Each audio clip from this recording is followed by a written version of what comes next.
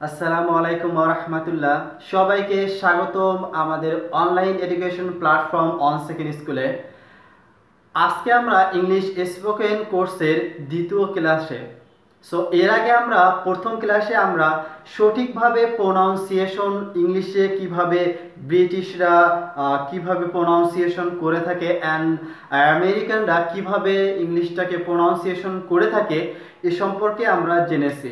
এটা খুব বেশি গুরুত্বপূর্ণ বিকজ আমরা সঠিকভাবে অ্যাকচুয়ালি ইংলিশটা কিভাবে বলতে হয় সেটা কিন্তু অনেকে আমরা জানি না, বিকজ আমরা ছোটবেলা থেকে আমরা সেভাবে ব্রিটিশরা কিভাবে উচ্চারণ করে আমরা সেভাবে শিখে আসি নাই। এই জন্য আমাদের মেইন প্রবলেম হয়ে দাঁড়ায় যে আমরা প্রোনাউন্সিয়েশনের জন্য আমরা যখন ইংলিশটা উচ্চারণ করি তখন আমাদের সঠিকভাবে প্রোনাউন্সিয়েশনটা হয় না। এজন্য আমি প্রথম ভিডিওতে স্পোকেন কোর্স শুরু করার আগে এই জন্য আমি অ্যালফাবেটগুলো কিভাবে অ্যাকচুয়ালি প্রোনাউন্সিয়েশন করা হয়, ব্রিটিশরা কিভাবে করে অ্যান্ড আমেরিকানরা কিভাবে করে সে সম্পর্কে তোমাদেরকে দেখিয়েছি। আজকে আমরা দেখব যে কিভাবে ইংলিশে প্যাটার্ন নিয়ে আলোচনা করা যায়। তো প্যাটার্নটা হচ্ছে যে এরকম যে কোনো একটা প্যাটার্ন আমরা শিখে নেব, যে প্যাটার্নগুলোর উপর ভিত্তি করে আমরা অনেকগুলো সেন্টেন্স তৈরি করতে পারবো। তো আজকে আমরা এরকমই কয়েকটা প্যাটার্ন দেখব, যে প্যাটার্নের উপরে ভিত্তি করে আমরা অনেক অনেক সেন্টেন্স তৈরি করব এবং জানবো এবং বেশি বেশি আমরা প্র্যাকটিস করব। তো এখানে আমি প্রথমে একটা প্যাটার্ন লিখে রেখেছি, যে এখানে দেওয়া আছে যে আমরা অনেক সময় কিন্তু আমাদের দৈনন্দিন জীবনে আমরা ইংলিশ অনেক সময় সেন্টেন্সগুলো বলে থাকি যে আমি খেতে দক্ষ, বা আমি সাঁতার কাটাতে দক্ষ, তো আমি আবার হাঁটতে দক্ষ, এরকম কিন্তু অনেক কিছু আমরা বলে থাকি। তো এটাকে আমরা কিভাবে ইংলিশে বলতে পারবো সেটা দেখে নিই। তো এখানে দেওয়া আছে যে আই এম গুড অ্যাট বলতে বোঝায়, যদি আই এম গুড অ্যাট তখনই ব্যবহার হবে যখন কোনো কিছু তুমি দক্ষ অথবা ভালো হওয়া, দুইটাই একই জিনিস। কোনো একটা জিনিসের দক্ষ তুমি, সেই জিনিসটা তুমি অবশ্যই ভালো। তো দক্ষ এবং ভালো হওয়া যদি বোঝায় তাহলে তুমি আই এম গুড অ্যাট বা হি গুড অ্যাট, সে ইংলিশে দক্ষ, ঠিক আছে। He good at English, he good at English.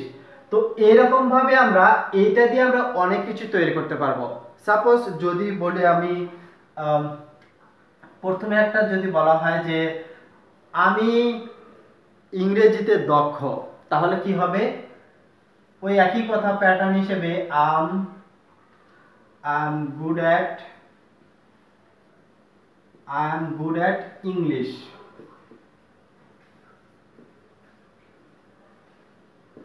তাহলে আমি ইংরেজিতে দক্ষ বা আমি ইংরেজিতে খুব ভালো, তাহলে I'm good at English.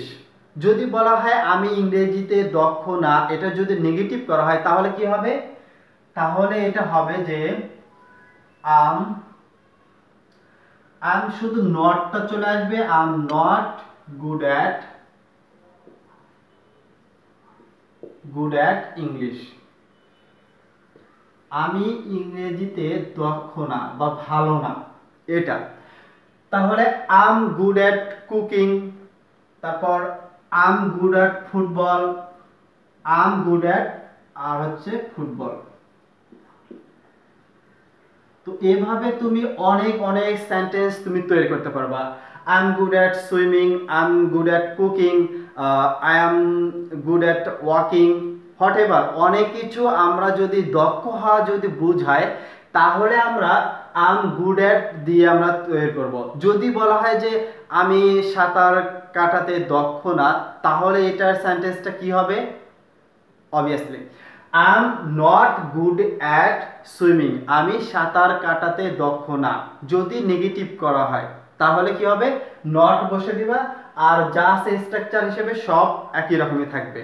তাহলে আমি খেতে দক্ষ, I am good at eating. এভাবে তুমি অনেক অনেক সেন্টেন্সগুলো তৈরি করতে পারবা আই এম গুড অ্যাট দিয়ে। আমি এটাতে দক্ষ, আমি ওইটাতে দক্ষ, আমি এটাতে দক্ষ না। সো এইটা যদি আবার বলা হয় যে আরেকটু দেখি, আমরা বেশি বেশি প্র্যাকটিস করি যে I am not good at public speaking, আমি পাবলিকে স্পিকিং, পাবলিক প্লেসে কথা বলাতে আমি দক্ষ না, ভয় পাই। এটাকে ইংরেজিতে বলা হবে যে I am not good at public speaking, আমি পাবলিক স্পিকিংয়ে দক্ষ না।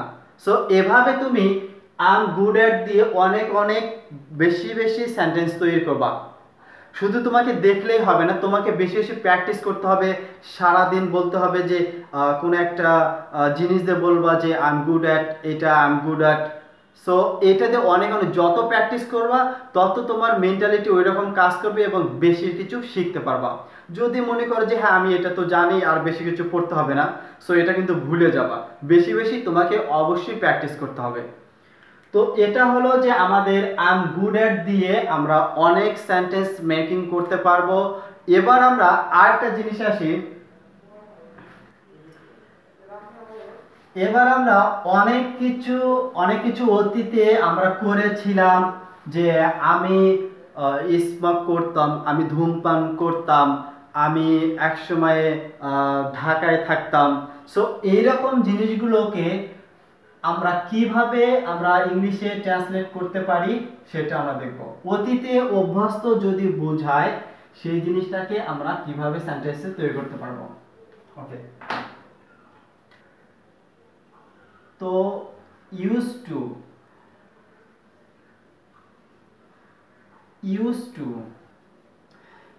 টু অর্থাৎ এটাকে যদি তুমি সেন্টেন্স এটা মনে রাখার জন্য আমি লিখে দেই যে করতাম, যেতাম, খেতাম, এক সময়ে আমি সেখানে যেতাম। এটা অতীতে অভ্যস্ত বুঝালে,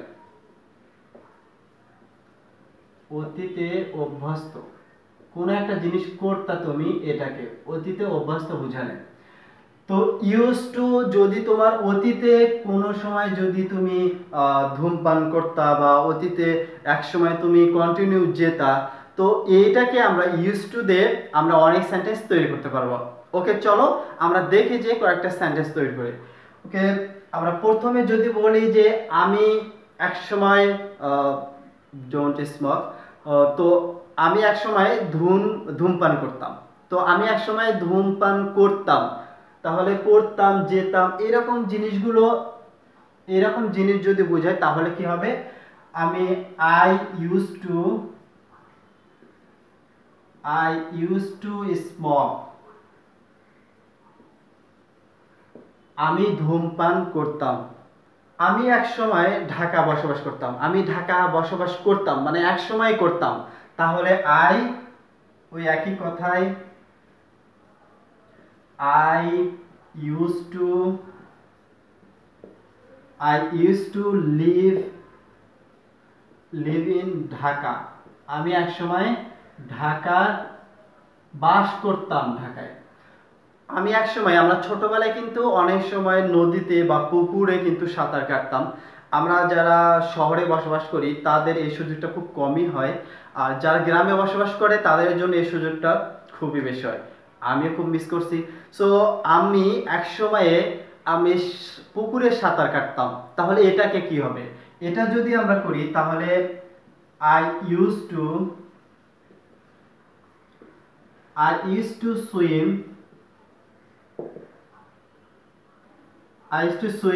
ইন দ্য পন্ড, বা আমি এক সময় ওই পুকুরে সাঁতার কাটতাম।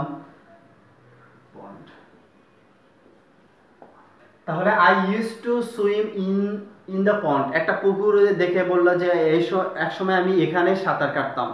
তো যদি এটা অতীতে বোঝায়, অতীতে অভ্যস্ত যদি করতাম, যেতাম, এরকম যদি কিছু বোঝায় তাহলে ইউজ টু দিয়ে তুমি সেন্টেন্স মেকিং করতে পারবা। সো এখানে কি হবে, I use to swim in the pond, আমি পুকুরটিতে একসময় কি করতাম, সাঁতার কাটতাম। তো আবার আরো অনেক দেওয়া যায়। তারপর I used to work as a salesman,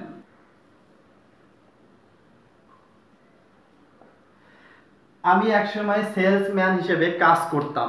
এই যে একসময় কাজ করতাম বা একসময় আমি একসময় ওই কোম্পানিতে জব করতাম, তো এইটা দিয়ে বুঝালে তুমি কি করবা, আই ইউজ টু দিয়ে বাকিটুকু বসে দিয়ে দিবা, তোমার সেন্টেন্সটা তৈরি হয়ে যাবে। তো আমি এক সময়ে সেখানে যেতাম, এক সময়, তাহলে এটা কি হবে? I I use to go there, I used to go there every morning. Every morning. তুমি কোনো সময়ে এক অতীতে কোনো এক সময়ে তুমি একটা সকালবেলা কন্টিনিউ যেতাম, আমরা সকালবেলা অনেক সময় হাঁটার অভ্যাস আছে অনেকের। সো তুমি একটা জায়গা দেখে বললা যে আমি এই এক সময়ে সকালবেলা প্রত্যেকটা দিন এখানে আসতাম, তাহলে আমি বা ওখানে যেতাম যদি বলতে, তাহলে কি হবে? আই ইউজ টু গো দেয়ার, আমি সেখানে যেতাম এভরি মর্নিং, মানে প্রতিটা দিন সকালে তুমি সেখানে যেতা। তাহলে এভাবে তুমি যদি অতীতে কোনো কাজ করতা বা অভ্যস্ত যদি থাকো, তাহলে সেটাকে তুমি ইউজ টু দিয়ে তুমি সেন্টেন্সটা মেকিং করতে পারবা। সো আজকে আমরা এই দুইটা জিনিসটা শিখে নিলাম যে একটা গুড অ্যাট কোনো একটা জিনিসের ওপরে, যদি কোনো একটা কিছুর ওপরে দক্ষ হওয়া বোঝায় বা ভালো হওয়া বোঝায়, তাহলে সেটা গুড অ্যাট দিয়ে আমরা অনেক সেন্টেন্স তৈরি করব। আরেকটা আছে যে ইউজ টু, এই ইউজ টু দিয়ে আমরা কোনো একটা অতীতে কোনো একটা কাজ করতাম বা কোথাও যেতাম, কোনো কিছু করতাম, খেতাম, সো হোয়াট এভার যেটাই বুঝাক না কেন, তাহলে অতীতে এরকম কোনো কিছু করা অভ্যস্ত যদি হয়, তাহলে সেটা ইউজ টু দিয়ে তুমি সেন্টেন্সটা তৈরি করতে পারবা। সো গায়েস, আমরা যে আজকে এই দুইটা যে প্যাটার্নগুলো দেখলাম, তোমাদের যে দেখালাম, তোমরা এই দুইটা প্যাটার্নটা নিয়ে বেশি বেশি প্র্যাকটিস করো। যদি তুমি প্র্যাকটিস করো তাহলে তোমার জন্য কিন্তু খুব ইজি হয়ে যাবে। বাট তুমি যদি প্র্যাকটিস না করো যে এটা আমি তো পারি, এটা আমাকে প্র্যাকটিস করতে হবে না, এক সময় দেখবা যে এই জিনিসটা তুমি ভুলে গেছো। যত প্র্যাকটিস করবা তাহলে ইংলিশে তোমার জন্য কি হবে? মুখের জড়তাটা কেটে যাবে, তাহলে পাবলিকে কথা বলার জন্য তুমি ইংলিশ স্পিকিংটা খুব ভালোভাবে বলতে পারবা, ফ্লুয়েন্টলি ভাবে। সো যদি তুমি ইংলিশে যদি কন্টিনিউ যদি না ইংলিশ বলো, যদি ভয় পাও, ভয় পেলে কিন্তু জয় করা সম্ভব না। তো কোন বন্ধু বা সামনে কে কি আছে এটা ভেবে যদি তোমার ইংলিশটা বলা যদি ছেড়ে দাও, যে আমি যেটা ইংলিশ বলতেছি সেটা আদৌ ঠিক হচ্ছে কিনা, বা যে ব্যক্তির সামনে বলতেছি সে হয়তো লজ্জা দিতে পারে যে আমি পারি না, বন্ধু বান্ধবের সাথে যদি ইংলিশে বলি হয়তো ভুল হতে পারে, এই ভয়ে কিন্তু আমরা ইংলিশটা আমাদের ফ্রেন্ড সার্কেলের মধ্যে বা মানুষের অন্যদের মধ্যে আমরা কিন্তু বলি না ভয়ে। তো এজন্য কিন্তু আমাদের ইংলিশটা ওভাবে প্র্যাকটিস, আমরা কিন্তু একটা জিনিস রিডিং, সাপোজ আমরা কোনো একটা গল্প পড়লে আমরা কিন্তু বুঝি যে এই জিনিসটা এটা বোঝানো যাচ্ছে বা বুঝতে পারি, বাট আমরা কিন্তু স্পিকিংয়ের বেলায় কিন্তু এইটা আমাদের খুবই সমস্যা দেখা দেয় যে আমরা জিনিস বুঝি বাট আমরা মুখে বলতে পারি না। কারণটা কি জানো? রিজনটা হচ্ছে যে আমরা স্পিকিংটা আমরা প্র্যাকটিস করি না।